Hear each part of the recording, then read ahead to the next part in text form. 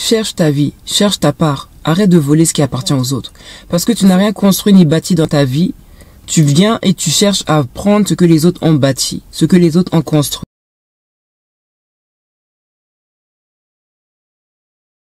Salut, j'espère que tu vas bien. Aujourd'hui, je vais te parler des voleurs. Ces personnes qui aiment prendre ce qui ne leur appartient pas. Ces personnes qui aiment seulement ce qui appartient aux autres. Les gens qui ne cherchent pas à avoir par eux-mêmes ce qu'ils aimeraient avoir dans leur vie que les autres ont. Plutôt que de chercher leur part, ils vont toujours voler ce que les autres ont. Tu ne peux pas vivre heureux en ayant volé ce qui appartient à quelqu'un d'autre. Tu ne peux pas prendre ce qui est à quelqu'un, ce qui est reconnu comme étant à quelqu'un, le prendre et le mettre dans ta maison. Tu ne vas pas en tirer un bonheur sur du long terme. Tu vas juste tu vas expérimenter un bonheur, mais sur une période. Parce que tu sais, la Bible nous dit que celui qui a volé, si on le retrouve, il va devoir rendre tout ce qu'il a dans sa maison. Et il va devoir rendre les choses au centuple. C'est quand même humiliant. Tu as volé quelque chose, on finit par le découvrir, et on vient chez toi, et on te dit, madame, on s'est rendu compte que vous avez pris quelque chose, ce n'est pas à vous, on vous demande de le rendre. Mais quelle humiliation, franchement. Cherche ce qui est à toi, arrête de voler ce qui est aux autres. Que ce soit l'argent, que ce soit les voitures, que ce soit la vie des gens, que ce soit les conjoints des gens. Cherche ta part. Il y a des hommes sur cette terre, prends le tien au lieu d'aller prendre celui des autres. Il y a de quoi avoir de l'argent sur cette terre. Travaille et ton argent. Tu es là, tu vas voler les gens.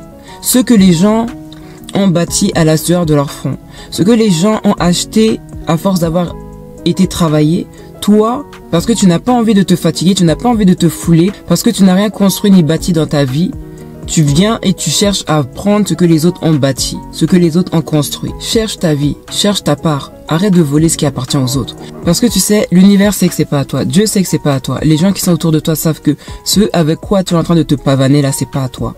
C'est juste la honte, en fait, qui t'attend au tournant. Tu vois pas comment c'est humiliant quand les gens sont au centre commercial, ils volent et les vigiles les attendent à la sortie des caisses. Ils pensent qu'ils n'ont rien vu, mais au final les vigiles les attendent et les emmènent au PC. Et après il y a la police qui arrive et puis après ça prend les proportions que ça prend. C'est quand même humiliant. Arrête d'amener l'humiliation sur ta vie. Quand tu prends le mari d'autrui, attends-toi à être humilié. Quand tu voles au magasin, attends-toi à être humilié. Quand tu voles dans la maison des gens, attends-toi à être humilié. Quand tu es là en train de voler, de convoiter, quand c'est ça, quand tu vois que tu as ça dans le cœur, remets-toi en question et fais le tout pour changer parce que c'est l'humiliation et la ruine qui t'attendent devant. Aujourd'hui, tu peux te dire, j'ai gagné, personne ne m'a vu. J'ai ce que je voulais, j'ai obtenu ce que je voulais. J'ai fait ce que je voulais. Au final, sache qu'il y a un Dieu qui regarde. Dans le silence, il y a un Dieu qui t'observe. Il te laisse le temps de te repentir. Il te laisse le temps d'abandonner ce que tu es en train de faire. Mais le problème, c'est que si tu ne parviens pas à la repentance ni à la remise en question, les choses vont changer. Et en mal. Vaut mieux pour toi avouer. Vaut mieux pour toi délaisser. Vaut mieux pour toi abandonner ce que tu as volé plutôt que d'attendre que les grands moyens soient employés.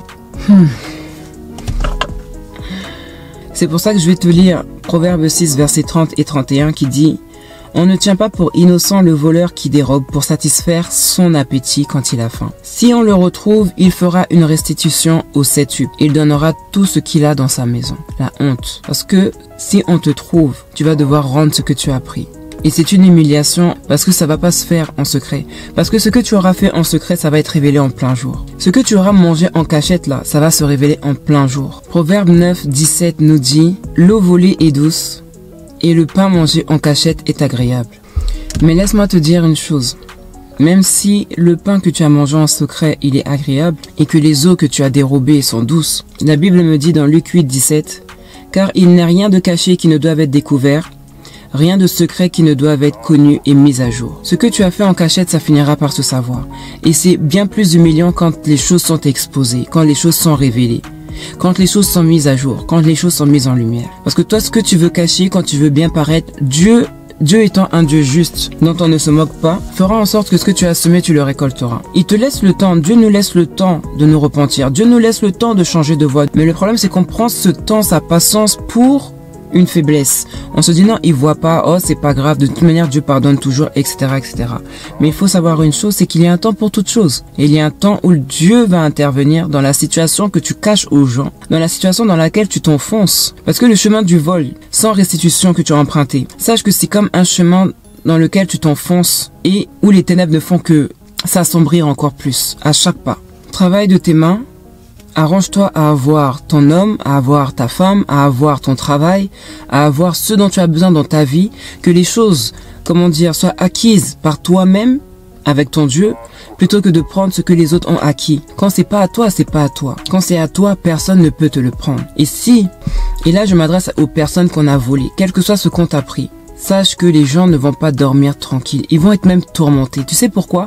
Parce que ce qui t'appartient, ce qui est ta bénédiction dans tes mains, mais qui a été enlevé et qui a atterri dans d'autres mains, va se changer en malédiction. Et ils vont être tourmentés là où ils sont. Ils vont pas être en paix tant que les choses ne seront pas rétablies dans le bon ordre et que chaque chose ne sera pas remise à sa place. La Bible nous dit que le voleur ne vole plus. Alors vous là, les voleurs, les voleuses, quel que soit ce que vous volez, arrêtez de voler. Ne prenez pas Dieu pour un bonbon. Arrêtez de voler. Vous ne savez pas de quoi demain est fait. Ne ratez pas le ciel à cause de choses aussi vaines que celles que vous volez aux gens. Ne ratez pas le ciel à cause des choses que vous volez aux gens. Tu veux un mari, tu en as marre de dormir seul. Prie Dieu. Aie le bon comportement, aie la bonne attitude, aie le bon état d'esprit, aie le bon cœur. Parce que je ne pense pas que Dieu va te donner un mari si tu as un mauvais cœur, parce que Dieu ne voudra pas que son enfant souffre dans tes mains. Tu veux de l'argent, travaille. Cherche un moyen d'avoir de l'argent à la sueur de ton front. Arrête d'emprunter et de ne pas rendre. Ne convoite pas, n'envie pas. Lève-toi et marche. Lève-toi et cherche à acquérir ce que tu recherches pour ta vie. Mets-toi toujours dans la position de celle à qui ou de celui à qui on fait ce que toi tu es en train de faire aux autres. Arrête de voler. Arrête de te faire du mal. Arrête de creuser ta propre tombe. Arrête de créer ta propre chute. La vie est simple. Cours ton couloir, mais ne va pas dans le couloir de quelqu'un d'autre. C'est pas parce que tu seras dans le couloir de quelqu'un d'autre que tu vas avoir la victoire. Sur ce, bon courage.